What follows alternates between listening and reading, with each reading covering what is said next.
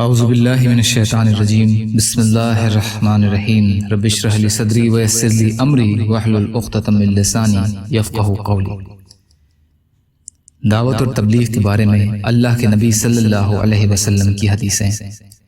حضرت عبداللہ بن عمرو رضی اللہ عنہ روایت کرتے ہیں کہ نبی کریم صلی اللہ علیہ وسلم نے ارشاد فرمایا، جہاد سے لوٹ کر آنا بھی جہاد میں جانے کی طرح ہے، جہاد سے لوٹ کر آنا بھی جہاد میں جانے کی طرح ہے۔ ابو داؤد کی حدیث۔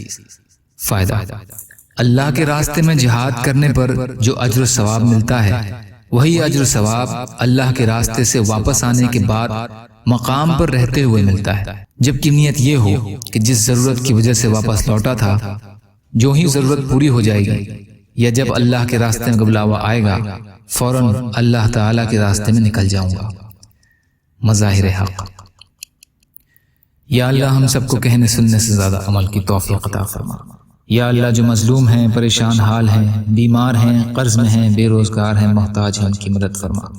یا اللہ دنیا اور آخرت کی تمام خیر عطا فرما۔